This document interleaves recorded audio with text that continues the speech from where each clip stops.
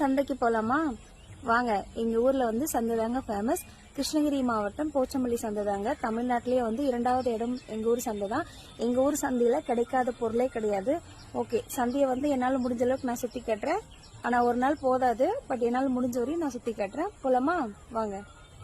கத்துற சத்தம் புரியாதா புரியாதா, மூடி வைக்கிற கல்லும் தூரம் வைக்கிற சொல்லும் தாவி அள்ளிக்க சொல்லும் இது கூட தெரியாதா?